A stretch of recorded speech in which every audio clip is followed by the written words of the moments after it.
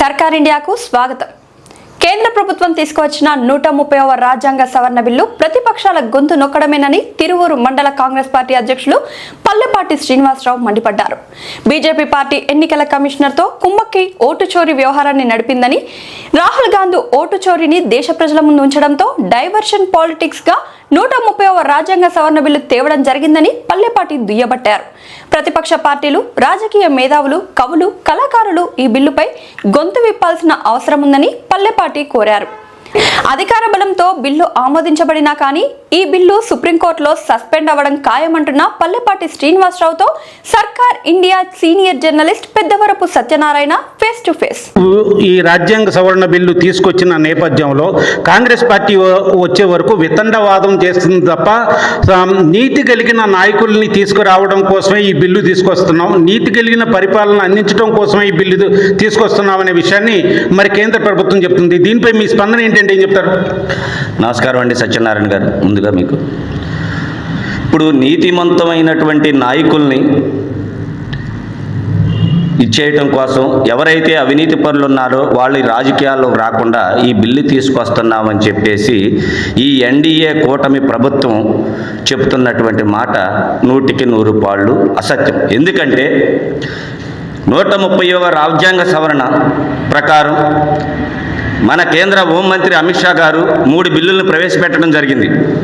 ఆ 3 బిల్లుల యొక్క ముఖ్య ఉద్దేశం ఏంటంటే ఎవరైతే ప్రతిపక్ష పార్టీలు ఉన్నారో, ఎవరైతే కేంద్ర ప్రభుత్వానికి అనుకూలంగా ఉండరో, ఎవరైతే వాళ్ళని యొక్క విమర్శలు చేస్తారో, వాళ్ళకి ఎదురు తిరుగుతారో, వాళ్ళ కూటమిలో ఉండి కూడా ఎప్పుడైనా సరే కేసులు ఉన్న వ్యక్తులు వాళ్ళకి ఎదురు తిరిగి వాళ్ళ ప్రభుత్వానికి మద్దతు ఉపసంహరించుకునే పరిస్థితి వచ్చినప్పుడు వాళ్ళ మీద పెండింగ్ కేసులు కోర్టులో ఆల్రెడీ అయ్యి ఉన్నాయి, ఎఫ్ఐఆర్లు అయ్యి ఉన్నాయి, ఛార్జ్షీట్లు అయ్యి ఉన్నాయి.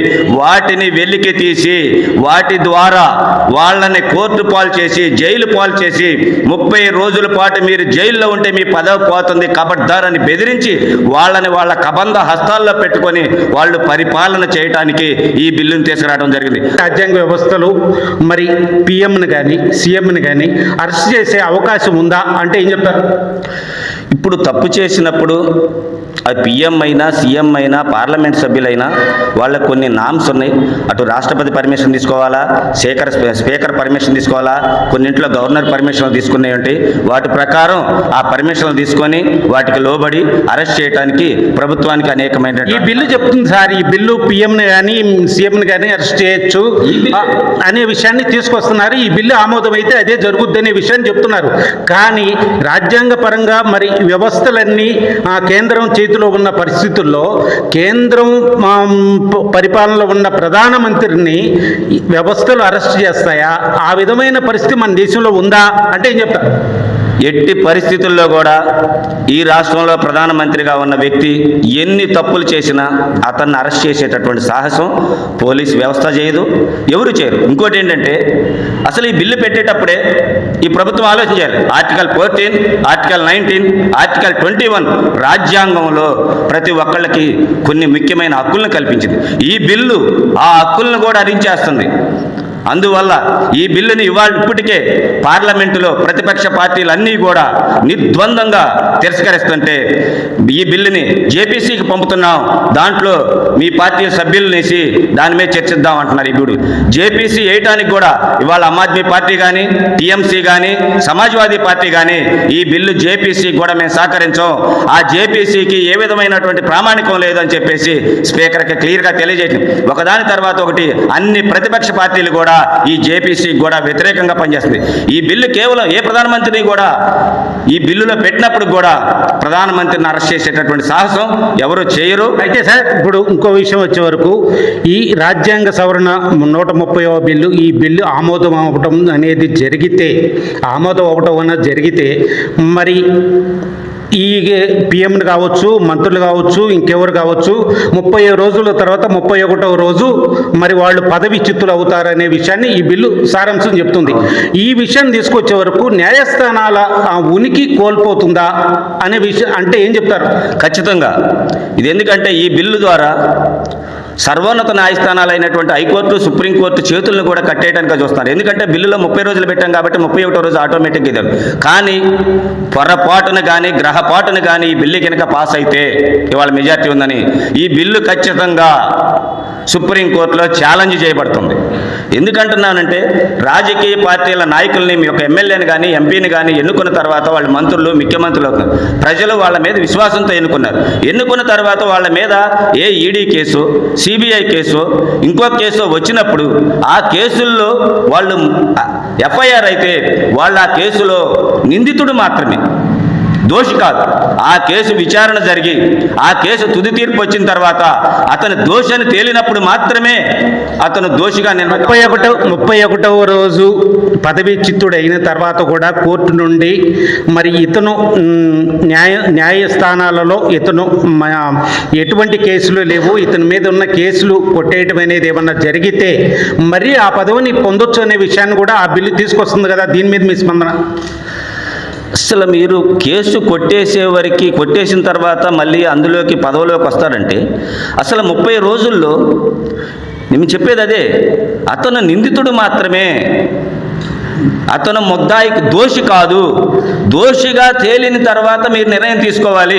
దోషి అనేటటువంటి కేసు విచారణ జరగాలి, అప్పుడు నిర్ణయం తీసుకోవాలి. ఇదే రకంగా బ్రిటిష్ వాళ్ళు కనుక ఆలోచన చేసి మనం చేస్తున్నటువంటి అనేక పోరాటాలు బ్రిటిష్ ప్రభుత్వానికి వ్యతిరేకంగా చేశామే, సంవత్సరాల పాటు జైల్లో ఉన్నామే, మరి అప్పుడు జవహర్లాల్ నెహ్రూ గారు కానీ లేకపోతే వల్లభాయ్ పటేల్ కానీ ఇంకా అనేక మంది నాయకులు ఇవాళ ఈ పరిపాలన చేసేవాళ్ళ, ఈ దేశాన్ని నిర్మించేవాళ్ళ, వాళ్ళు కూడా ఆయన అధికారంలో ఉన్నారు. ఇలానే చర్యలు తీసుకుంటే కేవలం తను తప్ప ఇంకెవరూ కూడా ఈ పీఠం మీద కూర్చోకూడదని ప్రతిపక్ష నాయకుల్ని ఏదో భయానో నయానో వాళ్ళ గుప్పెట్లో పెట్టుకోవాలని తెచ్చేటటువంటి బిల్లులే తప్ప ఇంకోటి ఏంటంటే మరి ముఖ్యంగా ఇవాళ ఈ బిల్లుని సమయంలో తీసుకురావడానికి ప్రధాన కారణం డైవర్షన్ పాలిటిక్స్. ఇవాళ ఓట్ చోరీ మీద దేశవ్యాప్తంగా మరి ముఖ్యంగా ప్రపంచవ్యాప్తంగా కూడా అన్ని దేశాలు కూడా మన భారతదేశం వైపు చేస్తున్నాయి. చెప్తున్నాను, ఇక్కడ అన్ని రాజకీయ పార్టీలు, మేధావులు, కవులు, కళాకారులు, తర్వాత అనుభవజ్ఞులైనటువంటి రాజకీయ నాయకులు, మేధావులు అందరూ కూడా ఆలోచన చేసి దీని మీద రోడ్డు ఎక్కాల్సినటువంటి సమయం ఆసన్నమైంది. అదేవిధంగా ఇంకొక మాట ఏం చెప్తున్నానంటే పొరపాటున ఈ బిల్లు కనుక పాస్ అయితే మెజార్టీ ఉన్నా ఇది సుప్రీంకోర్టులో కూడా ఖచ్చితంగా ఈ బిల్లు సస్పెండ్ అవటం తథ్యం. అయితే సార్ ఇప్పుడు కవులు, కళాకారులు, మేధావులు దీనిపై స్పందించాలనే విషయాన్ని మీరు చెప్తూ వస్తున్నారు. అయితే స్వతంత్ర భారతంలో 130వసారి రాజ్యాంగ సవరణ జరుగుతున్న ఈ నేపథ్యంలో వచ్చిన పార్టీలు తమకు అనుకూలంగా ప్రతి ఒక్క ఇప్పుడు కేంద్ర ప్రభుత్వం ఇప్పుడు ఉంది, వీరు 130వ రాజ్యాంగ సవరణ బిల్లు తీసుకొచ్చారు. గతంలో అనేక 130 సార్లు రాజ్యాంగ సవరణ జరిగింది, 129 సార్లు రాజ్యాంగ సవరణ జరిగింది. ఇదే విధంగా రేపు గవర్నమెంట్ మారచ్చు, మళ్ళీ వారు కూడా ఇదే బిల్లుని మళ్ళీ సవరణ చేసే అవకాశాలు ఉన్నాయి. ఈ విధంగా సవరణలు చేయటం మరి రాజ్యాంగాన్ని అపహాస్యం చేయటమా అంటే ఏం చెప్తారు? అంటే సవరణ చేయటం అనేటటువంటిది ఆనాడు రాజ్యాంగంలోనే పరిస్థితులకు అనుగుణంగా సవరణ చేసుకోవటానికి మనకు రాజ్యాంగంలోనే అవకాశం కల్పించడం జరిగింది. కానీ రాజ్యాంగ సవరణ అనేటటువంటిది ఈ భారతదేశ సార్వభౌమత్వానికి, సమగ్రతకి, అదేవిధంగా ప్రజల యొక్క మారుతున్న పరిస్థితులకు అనుగుణంగా తయారు చేసుకోవాలి తప్ప కక్ష సాధింపు రాజకీయాలకు మాత్రం రాజ్యాంగ సవరణ చేయకూడదని చెబుతాం. ప్రజాస్వామ్యం రాజ్యాంగ సవరణ చేశారు, 73, 74 రాజ్యాంగ సవరణ, పంచాయతీ రాజ్ వ్యవస్థను కానీ అదేవిధంగా అనేక రకాలు, అదేవిధంగా ఓటుని 21 సంవత్సరాల నుంచి 18 సంవత్సరాలకి ఎలాంటి కుదించడంలో అదన్నీ కూడా ప్రజలకు ఉపయోగపడేవి, ఏదైతే రాష్ట్రానికి ఉపయోగపడే, దేశానికి అలాంటి రాజ్యాంగ సవరణలు ఎన్ని చేసినప్పుడు కూడా దాన్ని తప్పుపట్టకూడదు. కానీ కక్ష సాధింపు కోసం ఎవరైతే మనకే వ్యతిరేక పక్షం ఉన్నారో వాళ్ళని అనచడం కోసమే రాజ్యాంగ సవరణ చేస్తామంటే మాత్రం అది ఎంత మాత్రం ఆమోదం కాదు. మీరు చేసిన కోర్టుల్లో నిలబడదని చెప్పేసి నేను రాజ్యాంగ సవరణ అనేది దేశాభివృద్ధి కోసం, ప్రజా సంక్షేమం కోసమే చేయాలి. వ్యక్తిగత అవసరాల కోసం, వ్యక్తిగత కక్షల కోసం, మరి పార్టీల్ని ఇచ్చేయడం కోసం రాజ్యాంగ సవరణ చేయకూడదనే విషయాన్ని మీరు చెప్తున్నారా? ఖచ్చితంగా అండి. ఎందుకంటే ఇది మన స్వార్థం కోసం రాజ్యాంగ సవరణ చేయాల్సి వచ్చిందంటే అది ఎంత ముఖ్యమైన అంశమో దాన్ని పరిశీలన చేయాలి. ఇప్పుడు మీరు రాజ్యాంగ సవరణ చేస్తున్నారు, సంతోషం. ఏం చేయాలి? మీరు ఈ బిల్లు పెడుతున్నారు. ఈ బిల్లులో మీరు 30 రోజులకే పదవీచ్యుతుడు అవుతారనే తప్పు.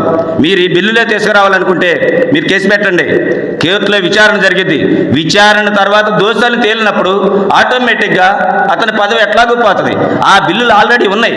మీరు గతంలో రాహుల్ గాంధీ గారి మీద ఆ ఉన్న చట్టాన్ని ఉపయోగించి ఆయన్ని రాజ్యసభ పార్లమెంట్ సభ్యత్వాన్ని రద్దు చేశారు. మళ్ళీ తిరిగి సుప్రీంకోర్టులో ఆ పదవిని తిరిగి పునర్నిర్మించడం జరిగింది. కానీ అలాంటి బిల్లులు ఆల్రెడీ ఉన్నాయే. ఈ బిల్లు ఆగమేఘాల మీద ఎందుకు తీసుకొస్తున్నారు? ఇప్పుడు మీ ప్రభుత్వం పడిపోతుందని చెప్పేసి ఈ బీజేపీ ప్రభుత్వం ఇంటెలిజెన్స్ నిఘా వర్గాల హెచ్చరిక. ఏ క్షణానైనా చంద్రబాబు నాయుడు గారు కానీ నితీష్ కుమార్ గారు, ఇవాళ అక్కడ పరిస్థితి నితీష్ కుమార్కి ఏం బాగలేదు. ఆయన ఎప్పుడు ఎటు కప్పగమ్ముతులాతలో తెలియదు. ఖచ్చితంగా నితీష్ కుమార్ కోసం, చంద్రబాబు నాయుడు కోసం మాత్రమే ఈ బిల్లును తీసుకొస్తున్నారు. కాబట్టి చంద్రబాబు నాయుడు గారు, నితీష్ కుమార్ గారు, మన రాష్ట్రంలో ఉన్న జగన్మోహన్ రెడ్డి గారు, మన పక్క రాష్ట్రంలో ఉన్న కేసీఆర్ గారు కూడా ఇలాంటి వాళ్ళందరూ కూడా ఆలోచన చేసి ఈ బిల్లుని వ్యతిరేకించాలి. అదేవిధంగా అనేక రకాలైనటువంటి వాళ్ళు చేసే వేధింపులకు కూడా ఎదురొడ్డి నిలబడాలి. రేపు రాష్ట్రపతి, ఉపరాష్ట్రపతి ఎన్నికల్లో కూడా వీళ్ళు ఆ కూటమికి వేయకుండా ఓటు వేసినట్లయితే ఇండియా కూటమికి, అప్పుడు మోడీకి, అమిత్ షా కూడా కొంత కనువిప్పు కలిగిద్దని చెప్పేసి నా యొక్క విన్నపం.